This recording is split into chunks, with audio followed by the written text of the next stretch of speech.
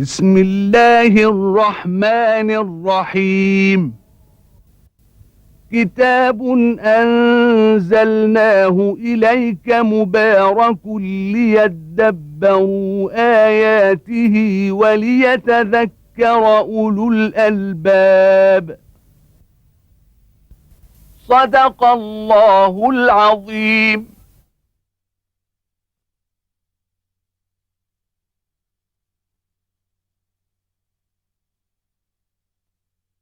الحمد لله رب العالمين، والصلاة والسلام على عبده ورسول الأمين سيدنا ونبينا محمد وعلى آله وأصحابه ومن اهتدى بهداه وعمل بسنته إلى يوم الدين. وبعد، فقد وقفنا في الحلقة الماضية عند قول الله تبارك وتعالى: ولقد جئتمونا فرادا كما خلقناكم أول مرة وتركتم ما خولناكم وراء ظهوركم وما نرى معكم شفعاءكم الذين زعمتم أنهم فيكم شركاء لقد تقطع بينكم وضل عنكم ما كنتم تزعمون. خطاب من الله تبارك وتعالى إلى هؤلاء الذين ادعوا أن لآلهتهم التي يعبدونها شركة مع الله تبارك وتعالى، وتهديد منه سبحانه وتعالى إلى الذين افتروا على الله الكذب. قال: ومن أظلم من افترى على الله كذبا أو قال أوحي إلي ولم يوحى إليه شيء ومن قال سأنزل مثل ما أنزل الله. وبين الله تبارك وتعالى حالهم حين الموت، فقال: ولو ترى إذ الظالمون في غمرات الموت والملائكة باسطوا أيديهم أخرجوا أنفسكم اليوم تجزون عذاب الهون عذاب الذلة بما كنتم تقولون على الله غير الحق وكنتم عن آياته تستكبرون ولقد جئتمونا فرادا. لما متم واحد وأتوا إلى الله تبارك كما خلقناكم أول مرة عرايا. هذا بعثهم يوم القيامة، يأتون إنكم تحشرون الله عراة حفاة غرلا كما بدأنا أول خلق نعيده. وما نرى معكم شفعاءكم الذين زعمتم أنهم فيكم شركاء. الآلهة التي عبدتموها من دون الله واعتقدتم أن لها شركة مع الله تبارك وتعالى، شركة في صفاته، شركة في حقوقه، شركة في خلقه سبحانه وتعالى، تعالى الله عن ذلك.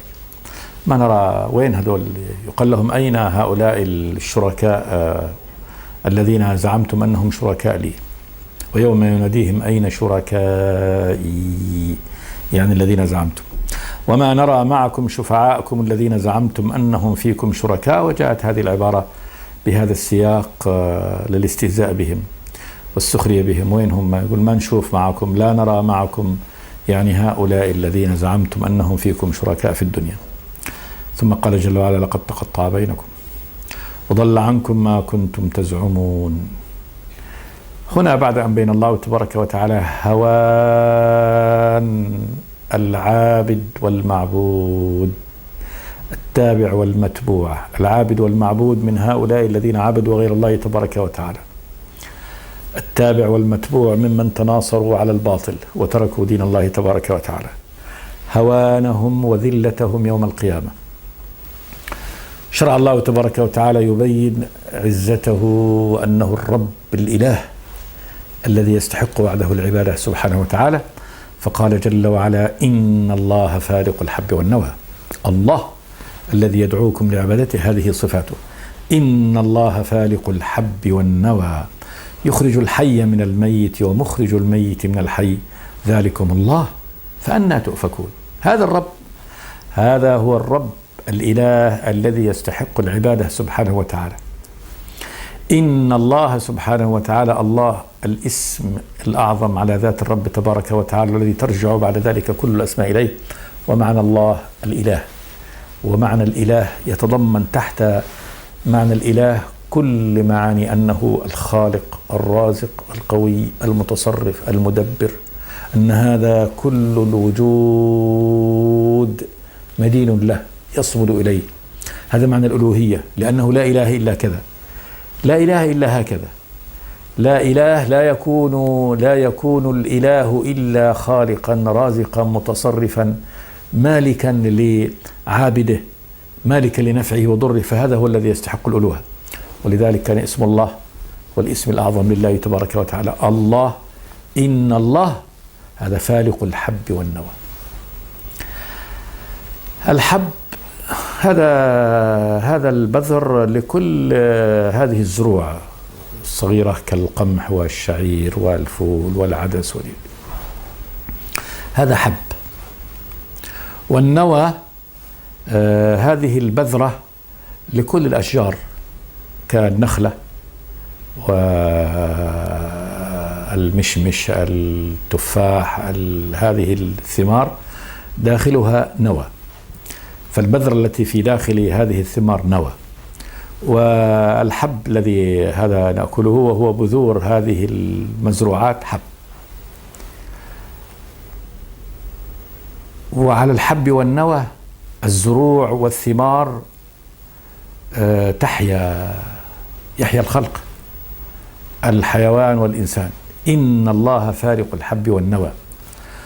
ودل الله تبارك وتعالى على شيء هنا في هذا الخلق من عظيم قدرته سبحانه وتعالى، وهي فلق الحبة وفلق النواة. عمل عظيم جدا وسر كبير من أسرار الخالق سبحانه وتعالى. فإن الحبة توضع في باطن الأرض ثم تنفلق فيخرج منها يعني الساق الذي يدفع التربة صاعدا إلى أعلى، ويخرج منها الجذر الذي يذهب إلى أسفل التربة ليتمكن فيه. الذي يفلق يعني الحب على هذا النحو ويخرج منه الزرع، ويفلق النواة الصلبة، نواة النخلة مثلا أو نواة المشمش مثلا، تفلق هذه النواة ويخرج جنينها، يعني يخرج جنينها ساق الشجرة إلى أعلى وجذرها إلى أسفل. هذا فعل لا يقدر عليه إلا الله تبارك، هذا فعل الرب تبارك وتعالى. إن الله فالق الحب، وكم في هذه الأرض من هذا الحب الذي يفلقه الله، وكم فيها من نوى يفلقه الله تبارك وتعالى للنبات. إن الله فالق الحب والنوى، والله الذي يفعل هذا، كما قال جل وعلا في الآية الأخرى: أفرأيتم ما تحرثون أأنتم تزرعونه أم نحن الزارعون لو نشاء لجعلناه حطاما فظلتم تفكهون. إن الله فالق الحب والنوى. وانظر ما بعد فلق الحب والنوى من يعني بديع الخلق لله تبارك وتعالى. يخرج الحي من الميت. الحي الزرع حي من ميت، الحب والنوى كان ميت مستكن، فهذا في استكنانه كذا في موت. وكذلك مخرج الميت ومخرج الميت من الحي، فالله تبارك وتعالى كذلك هو مخرج الميت من الحي. الحب والنوى من الزرع والثمار، وكذلك كلمة الحي والميت تشمل أكثر من هذا. كل حياة سواء للحيوان أو يعني للنبات، هذا كلها يخرجها الله تبارك وتعالى من موت قبلها. وكذلك هذه يعني هذا الحيوان وهذا النبات بعد حياته يتحول بعد ذلك إلى الموت. في الإنسان كنا أموات فأحيانا الله تبارك وتعالى، ثم بعد ذلك بعد هذه الحياة يميتنا الله تبارك وتعالى. ولذلك الكافر يعترف يوم القيامة يقول: ربنا أمتنا 2 وأحييتنا 2 فاعترفنا بذنوبنا فهل إلى خروج من سبيل. أمتنا 2 موت كنا ديت.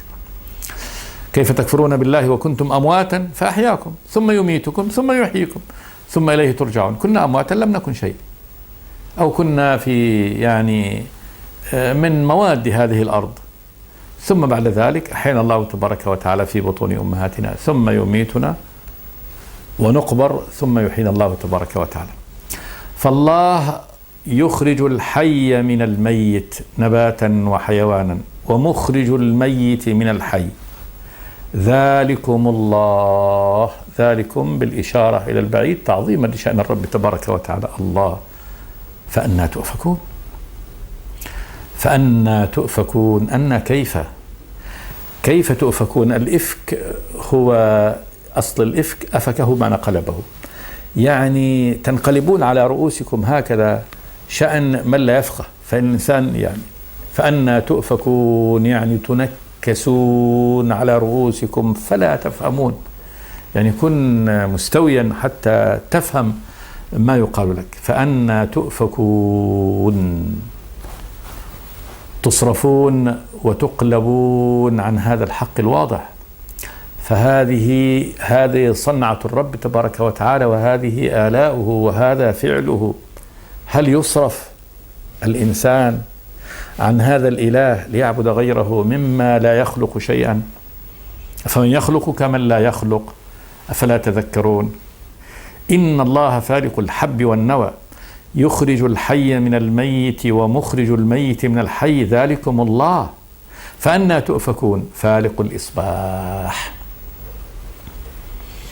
الليل يغطي بظلمته الأرض، ثم يأتي النهار فيشق هذه الظلمة من الأفق، يشقها ثم يزيح الليل شيئا فشيئا حتى يزيحه. فظهور نور الفجر في الأفق نجد أنه كأنه يفلق يعني جسم الليل المظلم فيشقه ثم بعد ذلك يزيحه. فالق سمى الله تبارك وتعالى، سمى الآن فلق الصبح، فلق لأنه يعني شق وإزاحة لهذا الليل عن وجه الأرض. فالق الإصباح الذي يفعل هذا أمر عظيم. قد رأى البشر بعد تقدم علومهم أن هذا الأمر كائن، بأن هذه الأرض التي يعيش عليها كل هؤلاء البشر في حركتها نحو الشمس يكون يعني فعل الليل والنهار، وهذا أمر يفوق الوصف. إذ قدرة الرب تبارك وتعالى في حمل هذه الأرض كلها ولتبقى كرة هكذا معلقة في هذا الفضاء وتدور دورتها حول نفسها، ثم يعني دورتها بعد ذلك حول الشمس على هذا النحو في حساب دقيق. هذا أمر لا يقدر عليه إلا الرب تبارك وتعالى. إن الله يمسك السماوات والأرض أن تزولا ولئن زالتا إن أمسكهما من أحد من بعده إنه كان حليما غفورا. فالق الإصباح وجعل الليل سكنا والشمس والقمر حسبانا. جعل الليل سكنا للمخلوقات، للنبات يسكن فيه، والحيوان يسكن فيه، والإنسان يسكن فيه. السكون هو الهدوء والراحة، والظلمة مناسبة يعني للهدوء والراحة. فجعل بمعنى أنه خلق الله تبارك وتعالى الليل سكن له، وهذا السكن والراحة لازمة للإنسان، لولاها لما بقي الخلق لا يبقى. فإنه لو كان النهار مستمر أبدا لا انتهت قدرة هذا الإنسان، احترقت الأرض، لم يجد الإنسان وقت لراحة قواه، لا هدت قواه في وقت قصير ينتهي بعدها ويهلك بعدها. فالله جعل لكم الليل سكنا. انظروا هذا فعل الرب تبارك وتعالى، وجعل الليل سكنا والشمس والقمر حسبان. الشمس التي هي يعني وراء هذا الليل والنهار، والقمر الذي هو آية الليل جعله الله تبارك وتعالى حسبانا. حسبانا مبالغة من الحساب، ما قالش حسابة، قال حسبان. وهذا الوزن اللي هو على وزن فعلان يأتي للمبالغة والامتلاء. وحسبانا يعني أنه حساب دقيق لا يتخلف ولا يتغير. وقد علم البشر اليوم من تتبعهم لحركة الشمس والقمر أن هذه الحركة منضبطة، بحيث أن الشمس لا تتخلف ولا تتغير في دورانها ونظامها وجريانها ولا جزء من مليون جزء من ثانية. وكذلك أمر القمر في دورته حول هذه الأرض، ودورة الأرض كذلك حول نفسها وحول يعني الشمس بقمرها هذا الذي يدور حولها، كله منضبط انضباطا يفوق الوصف في الحساب. فالله يقول وجعل الشمس والقمر حسبانا، أي بحساب دقيق، كما قال جل وعلا الشمس والقمر بحسبان. ثم قال جل وعلا ذلك تقدير العزيز العليم. ذلك يعني هذا الضبط الهائل، وأن كل شيء يجري في مساره بوقت محدد لا يتخلف. تقدير أعطاء كل شيء قدره ومقداره. العزيز الغالب الذي لا يغلبه شيء سبحانه وتعالى. فالله هو الغالب الذي لا يغلبه شيء، ولذلك هو قهر الشمس وقهر القمر وقهر النجوم، قهر هذه وقهر الأرض. فكل شيء هذا مقهور مربوب يسير في حسابه الدقيق، كما قال جل وعلا ثم استوى إلى السماء وهي دخان فقال لها والأرض ائتيا طوعا أو كرها قالتا أتينا طائعين فقضاهن 7 سماوات في يومين وأوحى في كل سماء أمرها. فالسماء والأرض تأتي الله تبارك وتعالى طائعة مسخرة مذللة لأمره تبارك وتعالى، لا تتخلف بشيء عن أمره سبحانه وتعالى. ذلك تقدير العزيز. العزة الغلبة، اللي يعني الغالب. العزيز هو الغالب الذي لا يغلبه أحد. فالله هو العزيز سبحانه وتعالى. العزة في لغة العرب هي الغلبة، ولذلك يقولون من عز بز، يعني من غلب استلب. العزيز العليم، وهذا من علمه سبحانه وتعالى. هذا من علمه أن يجعل هذه المخلوقات بهذا الحساب الدقيق، هذا من كمال علمه سبحانه وتعالى. ثم من صفاته، هذا كله توجيه. الله تبارك وتعالى يخبرنا بصفاته سبحانه وتعالى ويرينا مخترعاته ومصنوعاته وأفعاله لنستدل بها عليه، لأن الصنعة تدل على الصانع، فهذه صنعة الله تبارك وتعالى. يقول هذا الذي صنع هذا هو الذي يستحق العبادة، لا هؤلاء الآلهة الذين تعبدونهم من دون الله سبحانه وتعالى. وهو الذي جعل لكم النجوم لتهتدوا بها في ظلمات البر والبحر. هو يعني الله الذي يدعوكم إلى عبادته وحده لا شريك له، الذي جعل لكم النجوم معروفة لتهتدوا بها في ظلمات البر والبحر، فهذا من جعلها الله تبارك وتعالى من فوائدها. والهداية بالنجوم أمر عظيم جدا، قد عرف الناس هذا من قديم الزمان. وخريطة هذه النجوم أيضا خريطة منتظمة لا تتخلف ولا تتغير، فكل نجم بمطلعه ومغربه ومجموعته في حركة منتظمة لا تتخلف. وبهذا استطاع الناس على هذه الأرض أن يعرفوا يعني اتجاهاتهم في هذه الأرض، وأن يعرفوا كذلك المواقيت، يعني بطلوع النجم الفلاني، بغروبه، بأفوله، بالتقاء هذا النجم بهذا النجم، بالثوابت من النجوم كالنجم الذي يسمى بالنجم القطبي، فهذا نجم ثابت في السماء لا يتغير موقعه أبدا في أي مكان من الأرض، وبالتالي يعرف عندما خلاص هذا مثل علامة موجودة في مكان واحد بالنسبة للأرض، فعند ذلك كل من يعني في الأرض يستطيع أن يهتدي بهذا النجم، ثم السيارات وكل شيء منضبط، حتى ما يسمى بالمذنبات التي تخرج ليس في يعني مدار مثلا دائري أو إهليجي، وإنما في يعني سيران متعرج، فإنها كذلك تسير بسيرها هذا المتعرج لا تتخلف عنه أبدا، بل تعيد دورتها هذه كما هي في كل مرة بنفس الوقت، بنفس الميقات، بنفس التحديد. وهو الذي جعل لكم النجوم لتهتدوا بها في ظلمات البر والبحر، حتى تهتدوا بها في الطرق في ظلمات البر، عندما يظلم البر سواء كان في الليل الشديد خلاص نرى النجم فنعرف أن احنا بنتجه في الشرق إلى الغرب إلى الشمال إلى الجنوب إلى يعني الجهات التي بين الشرق والغرب، فيعرف الإنسان وجهته. وكذلك في ظلمات البحر، عندما تكون أرض البحر يعني البحر مياهه ممتدة، أينما توجهت ترى زرقة البحر، لا تعرف، فعند ذلك تنظر إلى السماء فتعرف الجهة التي تسير فيها. لتهتدوا بها في ظلمات البر والبحر قد فصلنا الآيات لقوم يعلمون. قال جل وعلا قد فصلنا الآيات، فصلها أنه بين حكمته في هذه الآية وفي هذه الآية وفي هذه الآية وخلق هذه الآية، فذكر هذه الآيات بالتفصيل آية آية.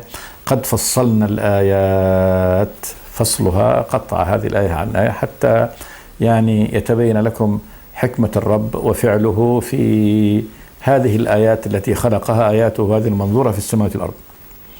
وكذلك قد فصل الله تبارك وتعالى الآيات في البيان فيما أنزله من القرآن، هذه الآياته مفصلة ومبينة وموضحة، قد فصل الله تبارك وتعالى فيها في الذكر والبيان بين هذا وهذا وهذا لقوم يعلمون. ولكن هذا لقوم يعلمون، ناس عندهم علم. أما الذين يجهلون ولا يتعلمون ولا يسمعون فإنهم لا يستفيدون بهذا القرآن المنزل من الله تبارك وتعالى. ثم استطرادا كذلك ليعرفنا الله تبارك وتعالى بصفاته، قال وهو الذي أنشأكم من نفس واحدة. وهو الله تبارك وتعالى الذي أنشأكم، يعني أيها المخاطبون أيها البشر، من نفس واحدة وآدم. هذا أصل البشر، هذا أصل البشر. خلقه الله تبارك وتعالى من طين هذه الأرض، خلقه في السماء من طين هذه الأرض، وأسجد له ملائكته، وخلق زوجته منه بضلع من أضلاعه، أنامه الله تبارك وتعالى وأخذ ضلع من أضلاعه فخلق له يعني حواء، فلما قام من نومه وجدها بجواره وزوجها الله تبارك وتعالى له من رحمة الله تبارك وتعالى وإحسانه به. ثم نشر في من كل بشر بعد ذلك الذين انتشروا في هذه الأرض بهذه الأعداد الهائلة جيلا بعد جيل من هذه النفس الواحدة، كما قال تبارك وتعالى يا أيها الناس اتقوا ربكم الذي خلقكم من نفس واحدة وخلق منها زوجها اللي هو حواء وبث منهما رجالا كثيرا ونساء. بث نشر، فهذا النشر لكل هذا البشر. الآن الأرض يعيش عليها 6 مليارات من البشر، وفي كل 100 سنة يتجدد يعني من على الأرض، فإن كل 100 سنة تقريبا يكون كل من على الأرض أصبحوا في بطنها، ونشأ يعني قرن جديد وجيل جديد. وهذا أمر عظيم جدا، قدرة هائلة للرب تبارك وتعالى على الفعل. وهو الذي أنشأكم من نفس واحدة. ثم قال جل وعلا فمستقر ومستودع. فمستقر ومستودع، مستقر للنطفة، ومستودع للغذاء. انظر كيف أن الله تبارك وتعالى يعني خلق البشر من نفس واحدة، وأنه سبحانه وتعالى جعل قرار لبذرة الإنسان في رحم هذه المرأة، وحاط هذه الرحم بهذه العظام القوية واليد، كما قال جل وعلا ثم جعلناه نطفة في قرار مكين. قرار مكين، هذا مستقر. ومستودع، مستودع للغذاء وهو ثدي المرأة، جعل الله تبارك وتعالى هذا مستودع على طول. المرأة بمجرد أن يعني تضع مولودها، عند ذلك يخلق الله تبارك وتعالى يعني طعام هذا الجنين في ثديها وجعل مستودع. وقت ما يأتي هذا الطفل يرضع يجد المستودع هذا الذي أودع فيه هذا الغذاء موجود، طاهر نظيف كامل. سبحان الرب سبحانه وتعالى، سبحان الخلاق العليم. معقم موجود جاهز لإطعام هذا الطفل. سبحان الله العظيم. وهو الذي أنشأكم من نفس واحدة فمستقر ومستودع. قد فصلنا الآيات لقوم يفقهون. يقول الله قد فصلنا الآيات، انظروا كيف يفصل الله تبارك وتعالى لكم الآيات فيبين يعني آية، لكن لقوم يفقهون، لناس عندهم فقه وعندهم فهم لما يعني يخبر به الله تبارك وتعالى، وللنظر في هذه الآيات بعين الفهم والفقه. أما الذي لا ينظر إلى هذه الآيات أعمى فيرى هذا، يعلم كيف يكون خلقه، أنه كان نطفة في رحم أمه، وأنه تدرج به هذه الحياة ونزل، وأن الله تبارك وتعالى يعني يجعل لهذه المرأة هذا الطعام لابنها ويهيئ الطفل، لأنه بدون تعليم يأتي ويلقم ثدي أمه. ما الذي يعلمه بأن هذا المكان هو مكان الطعام؟ وما الذي يعلمه بأن يعني هذه الحركة، حركة المص التي يمص بها، هي التي يستطيع أن يستنبط بها يعني الحليب من ثدي الأم؟ من يعلمه هذا؟ الرب سبحانه وتعالى. فلكن المؤمن عندما ينظر إلى هذا ينظر بعين يعني الفهم والفقه، فيستفيد من هذه عندما تقع عينه على آيات الله تبارك وتعالى. ولكن الكافر والغافل ينظر إلى هذه الآيات وهي لا تعني عنده شيئا. وكم من آية في السماوات والأرض يمرون عليها وهم عنها معرضون. قد فصلنا الآيات لقوم يفقهون. ثم استطرادا كذلك لتعريف صفة الرب تبارك وتعالى قال جل وعلا: وهو الذي أنزل من السماء ماء فأخرجنا به نبات كل شيء فأخرجنا منه خضرا نخرج منه حبا متراكبا ومن النخل من طلعها قنوان دانية وجنات من أعناب والزيتون والرمان مشتبها وغير متشابه انظروا إلى ثمره إذا أثمر وينعه إن في ذلكم لآيات لقوم يؤمنون. هذا كذلك جانب من آيات الله تبارك وتعالى في الخلق، وهو الله. الضمير يعود على الله تبارك وتعالى الذي يعرفنا بنفسه من خلال مخلوقاته سبحانه وتعالى، آياته في الخلق.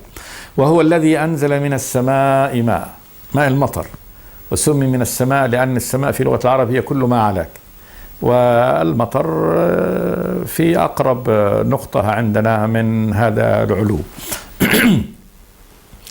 وهو الذي أنزل من السماء ماء فأخرجنا، يقول الله جل وعلا: فأخرجنا به نبات كل شيء. أخرجنا بهذا المطر أي من الأرض نبات كل شيء، أكثر من 2 مليون نوع من النباتات موجود على هذه الأرض، وما يجهل الإنسان لليوم من أنواع النباتات أمر كثير جدا، لعله أكثر مما يعرف. فأخرجنا به نبات كل شيء فأخرجنا منه أي من هذا النبات خضرا. الخضر هو بداية الثمرة، نخرج منه حبا متراكبا. بداية الثمرة تكون خضر كمادة رقيقة هلامية، ثم يخرج الله تبارك وتعالى من هذا حبا متراكبا، كما هو في سنبلة القمح أو في سنبلة الأرز أو في عود أو في الذرة، حب يركب بعضه بعضا، وكذلك فهذا الحب الذي يتراكب. ومن عجب أن يعني تركيب هذه السنابل، لو أن إنسان أتى بنفسه وجاء ليأخذ مجموعة هذه الحبات ويرص هذا الرص لا يستطيع أن يعني يضعها في هذا يعني الحجم ويضع هذه الحبات. هذا أمر لا شك أنه حتى هذا الأمر اللي هو يعني عمل تركيب هذا لا يستطيعه البشر. كل هذا بفعل الخالق سبحانه وتعالى. فأخرجنا منه حبا متراكبا.